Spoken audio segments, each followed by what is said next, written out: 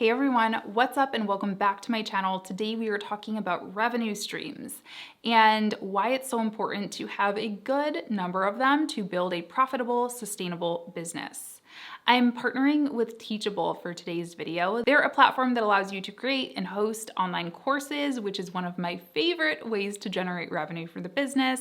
And they're actually hosting a Launch Accelerator Challenge later on this summer. It kicks off on June 2nd, 2021, that is. I'll have a link in the description box for more on that so you can sign up and get your idea off the ground. I know so many of you have amazing ideas that you're just waiting for the right opportunity, and take this as your sign that you should launch it. You really, really should. Okay, so the first revenue stream that I ever had was my services, right? I started off doing social media management. That's how I really started my business, although I had little hustles kind of leading up to that as well. My first freelance gig was a freelance blog writer gig. I did some videos, my studies, I actually studied film and video, so I did some video work.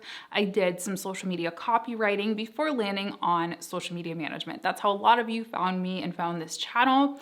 And that is still something that my business does offer a little bit, but we mostly do social media strategy and social media content creation. So videos for platforms like YouTube or courses or just quick social videos and things like that. So that is still something that is an active revenue stream. And I do think it's important that you have a service that you can offer. Passive income is amazing, and we'll talk about that in a little bit. I think online courses and digital products are fantastic, but I do think it's always good to have some type of a service that you can always fall back on, just in case anything changes in the business, or if you just get bored. I really love working one-on-one with my clients because it allows me to really see what their needs are to then develop products that better serve them. Revenue stream number 2 for me is online courses.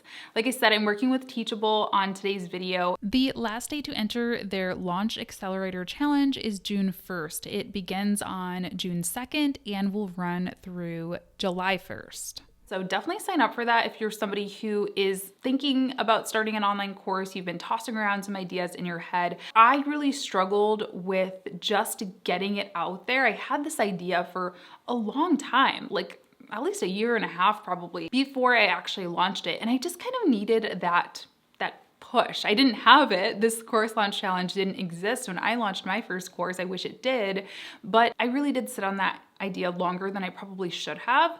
And I always tell people, you really only need to know a little bit more than the people who are coming to you for advice. You don't need to know everything. I certainly do not know everything about freelancing or social media management or marketing or video or anything like that. I don't. I'm still always learning and Googling things and taking courses myself. But I know more than somebody who is maybe completely brand new to this whole freelancing world, or they've just kind of started with one client and they're having some struggles or what have you. So yeah, online courses I think are fantastic. My first online course was about becoming a freelance social media manager. And that was something that I just couldn't find when I decided to really get serious about my business when I was still side hustling.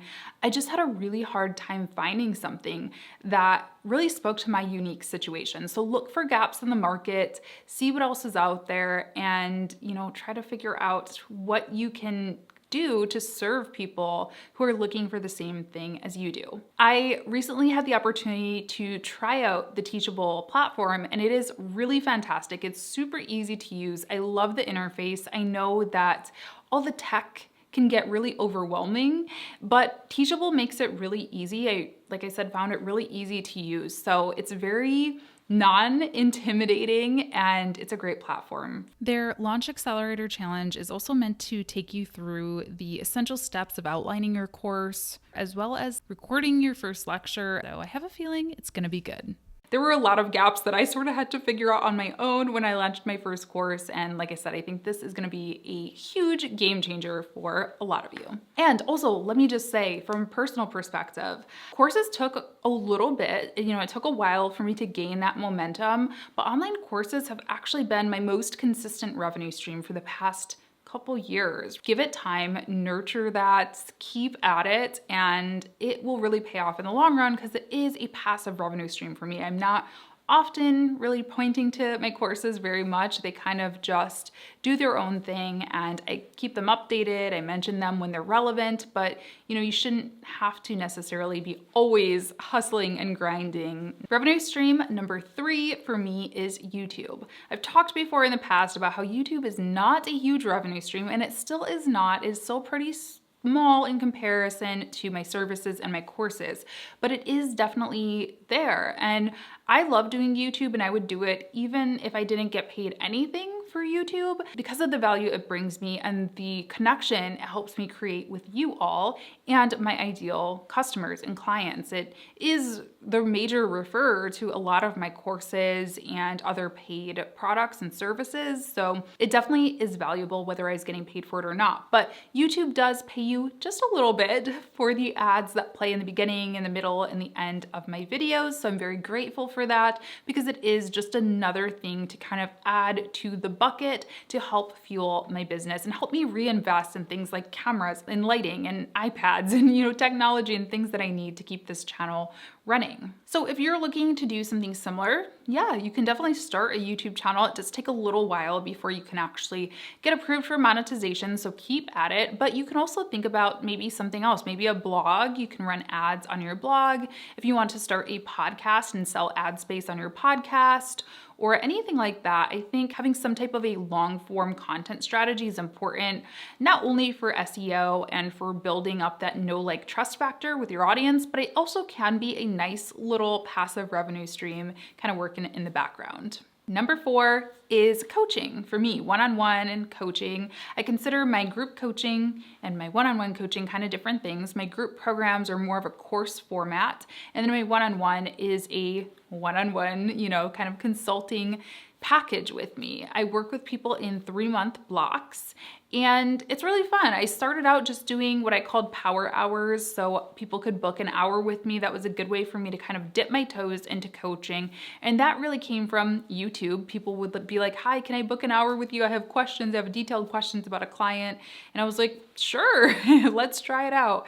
And over the years, I've had, hundreds and hundreds of coaching hours in. I've taken courses on coaching and gotten certifications in coaching, and I do really enjoy doing it. It is a smaller revenue stream for me because I'm very intentional about who I take on, just because I think it's really important to protect your energy and make sure that when you're working with somebody, they can be a priority for you. So I try not to take on more than a handful of clients per quarter. So it is a smaller revenue stream for me.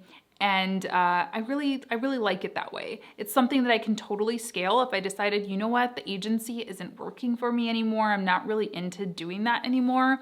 I could always shift my business to more of a one-on-one coaching business, or I could put all of my eggs or more of my eggs in the courses basket if I really wanted to. Stream number 5 is brand deals. I am very selective about the brands that I work with. Sometimes I get really amazing opportunities across my desk, like Teachable, who I'm working with today. I'm super excited to be partnering with them. I really try to only work with brands. Well, I don't try, I do. I only work with brands that truly are going to benefit you all, the viewers. I work with brands that bring some type of value to my viewers' lives because, 1, I care about you, but 2, you really have to be if you want to maintain that relationship and have the hopes of building your business long term. You don't want to betray people's trust and then try to sell them something after you've worked with a brand that isn't in line with your mission and your values. So brand deals are also a smaller revenue stream for me just because I am pretty selective. I pretty much only work with brands on YouTube. I've had a couple of Instagram brand partners here and there. I would like to get some sponsors for the podcast eventually. I actually recently brought somebody onto my team to help manage these brand partnerships because the emails can be a little bit overwhelming sometimes if you have a platform like YouTube. And it just wasn't something that I was able to devote a lot of attention to. And so I did bring someone on to help me manage those and also help represent me. I've actually changed my mind about this because in the past I was like, don't get a manager, don't work with anybody, just do deals yourself. But I've actually found that he's a lot better than I am at negotiating and getting my true value. So it might be something you want to consider. Let me know if you'd want a whole episode on that kind of stuff in the future. Stream number 6 is speaking. I've been super fortunate to be able to speak mostly at college campuses, is where a lot of my paid speaking gigs have come from. I've also done a lot of free speaking, and that's what I recommend to people. If you want to get into speaking, you're gonna have to kind of pay your dues. At least I did. It took a while before somebody was actually willing to pay me for it. So I did a couple of free public speaking. There's lots of community groups and organizations out there that you can tap into and, just ask if you can do a presentation. I think it really helps to build up your confidence so that you can pitch yourself for paid gigs. And it also just helps get you in front of people who might want to pay you in the future. But luckily I am onto paid stuff now, which is great. Again, this is a smaller revenue stream. I only do, a handful of gigs every year, I would say. I am pretty content with that. I don't necessarily want to do more just because it is, again, an energy thing. I'm very much a perfectionist. I'm also very much an introvert and very shy. So even though I do love doing it, it takes a lot out of me. The day after a paid speaking gig, I'm like on the couch, like I am like out of commission. So I do like a smaller amount, again, just being very intentional with where I'm speaking and all of that. And number 7, lastly, every once in a while, I also run across a tool, a product, a technology, a course, a creator, something like that I really love enough to promote again and again. And sometimes that results in affiliate deals. Affiliate deals means, if I refer you to a particular tool or website or app, I might get a little kickback. I might get 20% or 10% of the revenue from that sale. They'll pay it over to me, which is great. It's a nice way to just kind of get a little thank you for products, tools, resources that you would recommend either way. So again, this is a little bit smaller. I'm not constantly trying to, push products on anybody else. And I do feel like if I am gonna promote something, 9 times out of 10, I would rather just promote my own online courses because it's kind of fueling my business and earning me clientele. But when it really makes sense to recommend something that does have an affiliate link, I absolutely will, and it's a nice little bonus. So those are my 7 biggest revenue streams. They do have little bits here and there that are just smaller things in the background, but those are my 7 biggest ones. And I hope that this gave you some inspiration for building out your revenue streams. Having diversified revenue is really important. If one of those things kind of doesn't work anymore for me, I always have something else to lean on, which is really, really important.